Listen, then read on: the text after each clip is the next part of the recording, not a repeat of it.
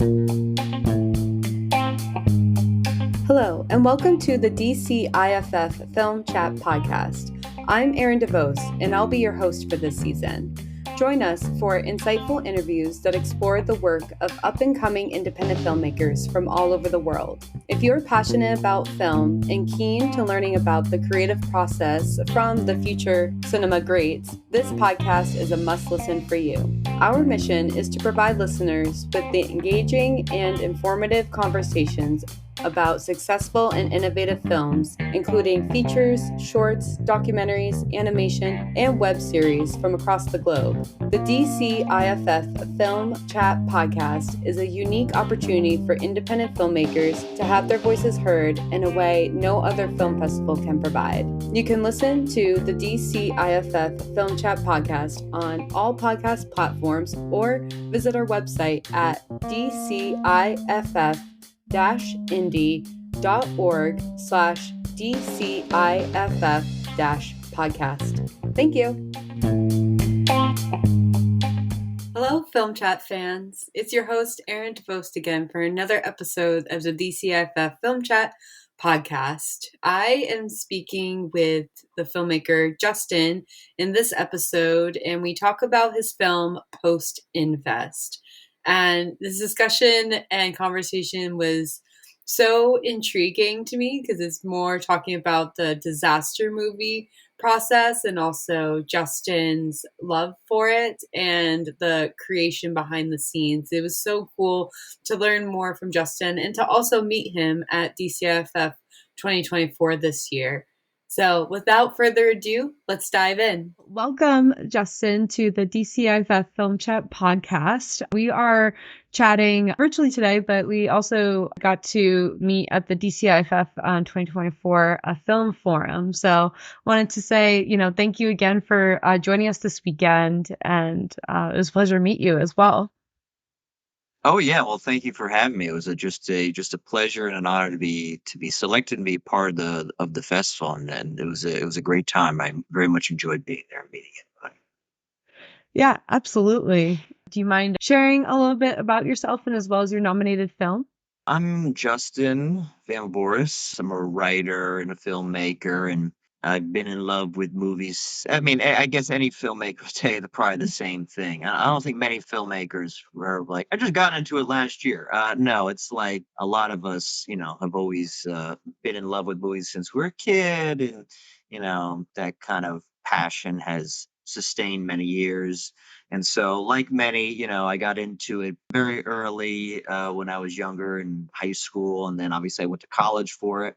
And then I started, making films. I made a couple feature films. One is, I think about making movies is I was never a very good learner when it comes to text. I'm always a very good hands-on learner. So I made like a very cheap, bad feature film about 10, 12 years ago. I should say bad. There's some good stuff in it, but it's mostly bad. I made a couple shorts. I made another kind of micro budget feature film about 5 years ago that you can watch on Amazon Prime, which is called Slate Yourself. But yeah, no, and besides that, I just do a lot of writing. I do a lot of screenwriting.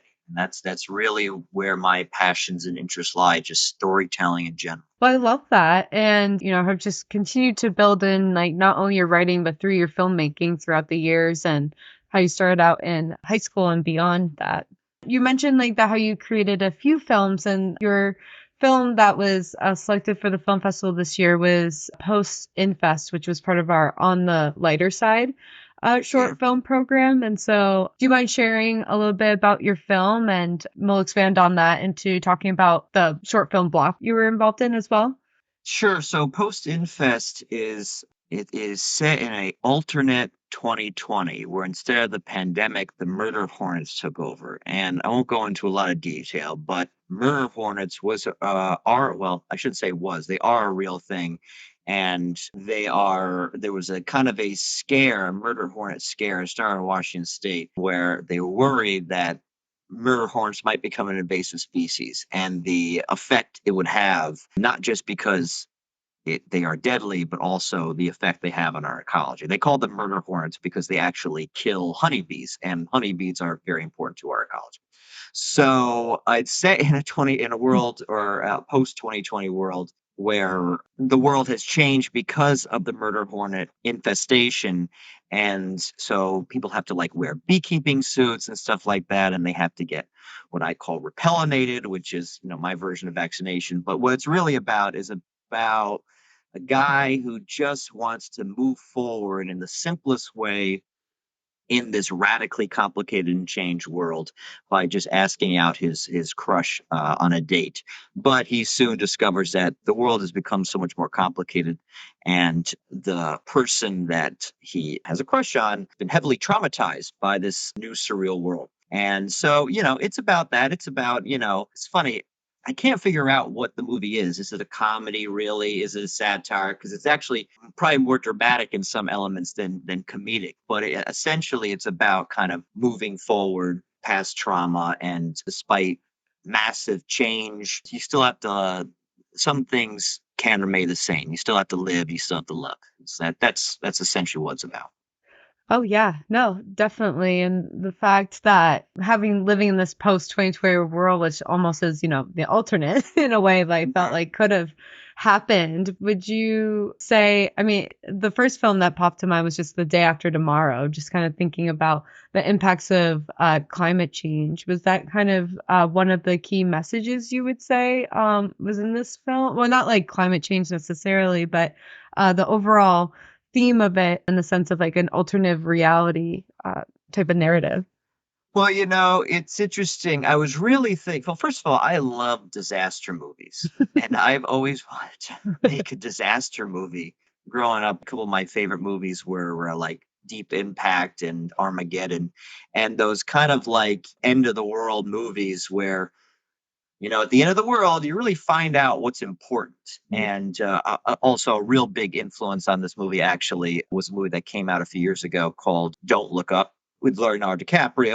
It was a metaphor for climate change, but they used a comet instead of climate change. Oh yeah. If you haven't seen it, it's a fantastic movie. But that was kind of what I was that's the kind of movies that I was looking toward in making this. And there is an ecological message, I guess, in the movie, because there's so much ecological change.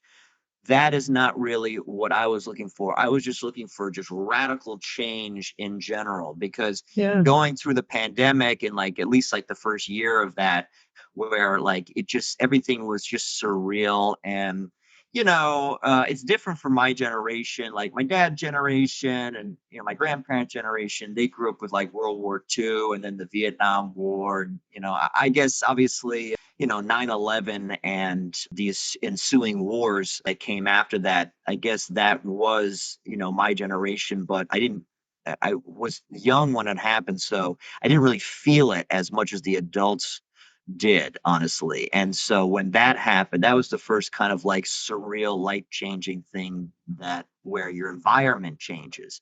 Mm. And that's what I was interested in. And, at the core, when they say, oh, it's so different now, everything's so different, you got to wear a mask and, you got to get vaccinated, you got to stand 6 feet away from people and everything like that. And you're living in this completely strange environment. And like, what's the key for you to move forward still like, and what do you got to do to get past all this? And so, you know, my movie is about kind of just living through a surreal event and being traumatized and moving past trauma from a surreal event. And, I do kind of put in, a little bit of politics in there where, it's interesting where really these two events the reason part of the reason why I chose murder horns is because I just saw a lot of parallels with the virus. And you know, you have people that were saying that there wasn't really a virus, and it's easy to say that because it's invisible. Mhm. And in my movie, you have hornets, which are visible, yet people still say they don't exist. And when it comes down to it, you know, uh, virus is actually just as present as an actual hornet. The difference is you can see one, you can't see the other. So all those things were reasons to make the movie. Definitely, especially when you say like the, natural disaster or kind of like the, I'm trying to remember the word that you had mentioned, but just the the act of like, having these like scenario type of situations within your film too. And the fact for Murder Hornet, have you seen one personally? No, so they never made their way to New York. But I watched the foot. They're huge. They're giant actually, Hmm. and they are quite scary. There's some footage. I couldn't get it for the movie, but because it was very because there's a little opening news montage that we kind of that opens our film. Hmm. And there's a lot more footage out there of murder hornets I want to get that I could not get, unfortunately. But if you look at, like I said, the reason why they call them murder hornets is because they kill honeybees and they actually rip their heads off. So when after we're done today, YouTube murder hornet footage and you'll see some scary stuff actually. Oh, wow. Well, damn, I'll definitely have to look into that. It kind of reminds me to also ask just your creative process within the film. How did you manage to bring this vision to life without having murder hornets involved? So I almost didn't, and I kind of I touched on this during the Q&A at the screening the other day. Is that there's kind of a saying in writing is that you make the setting the spectacle. Mhm. And the plot of the movie, because you asked me earlier actually what the movie was about. Actually, I didn't get into the details, but the movie is about two friends who haven't seen each other in a very long time because there's like in the real world there were lockdowns because of the murder hornets, and they're seeing each other for the first time. And one guy wants to finally ask out his crush, and so they meet at a restaurant. And that's what the story was. It's two people trying to have a date when the world is on fire. Yeah. And so I'm always interested in making the setting the spectacle. The backdrop is actually second to what's actually going on, which is this date. So my original intention was that you were never ever going to see the Hornets and they were going to be just kind of in the background, just as like COVID is always in the background. The real story was this guy trying to do a simple thing in a complicated world. That's the point of the movie. And the last shot of the movie, you're going to hear them like they're going to be in the air. And that's how we shot it. But I shot at night because I was like, oh, well, you'll just hear them. You won't see them. Hmm. But then only in like post production when we started talking, I'm like, we actually can probably actually create some hornets, and we did, and the movie is all better for it. So you briefly see them in the beginning in like some news footage, but you actually really don't see them in our movie until the last shot of the film. Wow. Yeah, no, that's cool to be able to have built up to wanting to be able to see, not even wanting to see them, but the fact that, they're present, it's constantly there, as you mentioned, just Mhm. similar to COVID, that's in the back of our minds, buzzing. I just think of, Right. hearing a bee or hearing a hornet continuously in the back of my mind. I know that's what they always say. Like I don't know if you're because I live in New York City, and so you're walking around, you're on the subway, and you hear somebody coughing, and so that's like Oh, yeah. it may not be COVID, but it's like it's always in the background, it's always in the air, and so the same with like in our movie, there is a bug zapper inside the restaurant, and so there is a shot where it goes off and the main character, well, the second lead, I should say, Hmm.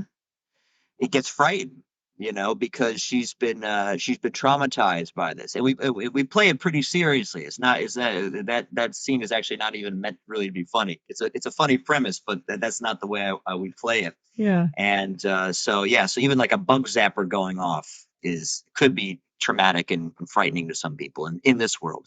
Oh, definitely. I agree.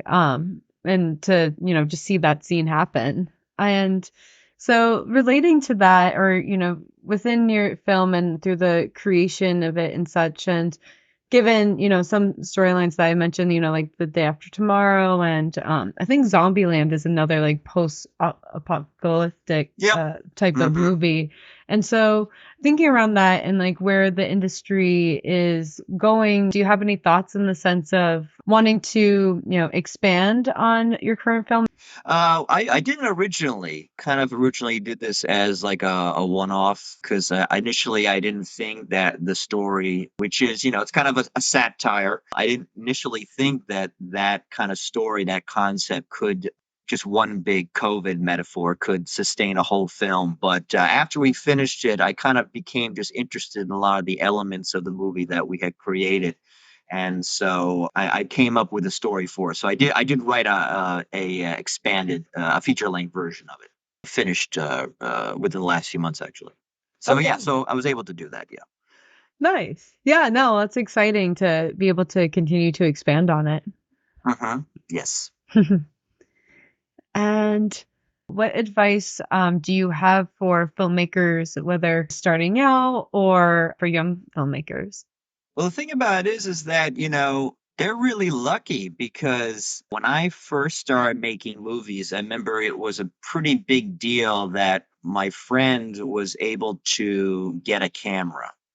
And digital cameras had just come on the scene that these were like, these are like store bought cameras, but they just kind of became kind of affordable so that you could go to Best Buy or whatever and get like a digital handy cam, and then boom, you could make a movie. And that was a big deal when they kind of like became affordable. And that's how my friends made our early films. But, every filmmaker will tell you that nowadays you can make a movie on your phone. And the iPhone probably has a better camera on it than the digital cameras that we were buying in the mid 2000s, around 2005, 2006, which is when I really started to make movies. And even like when I went to film school, I was at one of the other film festivals that our movie played at a few months ago. There was a couple student films, and it's like, man, they look so much better than the student films that I made when I was in school about 10 years ago, because the technology is so much more accessible and it's better technology. So nowadays you have the access to not only make films but make good looking films. And so you just need to take advantage of that, because it's like everything right now is just at your fingertips. And so there's really no excuse if you're interested in writing and directing. It's like it's more easier than ever, so you really have to just take advantage of it. Yeah, no, I think that's really good advice. Like just being able to take it, run with it. And I actually just got the new iPhone that has the cinematic setting on the phone. I managed to capture it some of that, or using that setting during the film festival, which I thought was extraordinary to be able to have high definition on our phones, to be able to produce that type of content. I know, it's insane. It's insane. Yeah, no, definitely. And love this conversation and the fact that you really expanded into the different elements. Was there anything that I didn't ask you that you wanted to share? It's weird. I'm not very good at Q&As because I always think of good answers after. So first of all, we shot that movie without a gaffer. And so all right, I'll try to make this story as quick as possible. No worries. Um, but so we shot that movie without a gaffer. For those that you don't know, the gaffer is basically the person who lights the movie. Works with the cinematographer. And going into the movie, and this is a lesson for everybody, when you're made, especially in independent film, there's a lot of money involved and time is precious. You can't, there's a lot of pressure going into, like, we shot principal photography on this movie was just 2 days. So a lot of pressure going into those 2 days. A lot of people that were hired, the cast, the crew, the location, a lot of money involved. And so there's a lot of pressure in getting it done in 2 days. Unfortunately, we now live in this new world of disease. So I was like, you know what? Someone's going to get COVID, because we have a lot of people involved, employing a lot of people, and it's just these 2 days. I'm like, the odds are someone's going to get COVID. And of course, I'm making a movie that's kind of making fun of it. So it's probably going to be angry with me. So it's like, it's impossible. And so I would like email the actors like 2 weeks before the movie. And I'd be like, okay, by the way, don't forget, when you're out, wear your mask, just be careful. And because I was so worried. And about a week before we're going to shoot, the actor who plays the waiter calls me up, and he says, listen, I don't think I can do the movie next week. And I said, why? And he says, because I have monkeypox and I haven't been able to leave my house in 2 months. And he said, when I accepted the role, I thought it would be out of my system by then, but I still have it. It's been 2 months. I haven't left my apartment. So I was like, oh, okay. So I'm like, all right, the waiter, I can recast the waiter. That's fine. So I get someone else to play the waiter. So I'm thinking, all right, well, that's the worst thing that happens. I'm good. 2 days before we go to shoot, my cinematographer calls me and he says, listen, I've been working with a gaffer all week. He just tested positive for COVID. So he says, I have to test myself. So I'm like, well, how do you feel? And he goes, honestly, dude, not good. And so I'm like, oh, damn it. So then I'm waiting with bated breath for him to go out and get a COVID test to find out. Mhm. And I'm thinking about all the things I would have to cancel and everything because the cinematographer is pretty integral to the filmmaking process. It's not something, and we had been working with him for 2-3 months developing the movie. So, and he was also like one of the producers. So we couldn't lose him. And so it was a very nerve-wracking day. And then finally, he calls me back and he says, I just took 2 tests. I'm negative.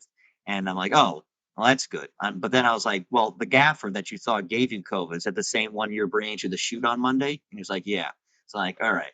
So we couldn't get a new gaffer in time. So we shot the movie without a gaffer. So that was our biggest challenge. You know, the crew had to do a little extra hard work. All's well that ends well. Yes, definitely. Well, props to you for, managing to do one without, but unfortunate about the member who couldn't do it. Oh my gosh, so much has happened. I totally forgot about monkeypox was also a thing during Yeah. COVID too. So we got the murder hornets. Oh my gosh, yeah, 2020. Um, what we went through. Oh, yeah, absolutely. Oh, well, thank you so much for sharing and addressing the question from the Q&A. And how can we find you or follow you on your journey? You can follow me on my Instagram. Which is J Van Voorhis 88 on Instagram, where I'll be posting. We're going to be in the next couple months. We're going to be in another film festival in Chicago and in Los Angeles.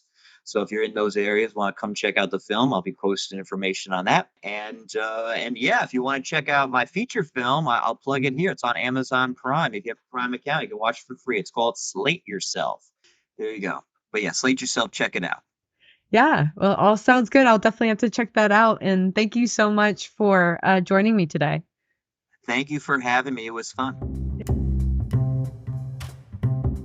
This podcast is brought to you by the DCIFF supporters. We could not be here without all of you to be sharing this amazing outlet with filmmakers from around the world.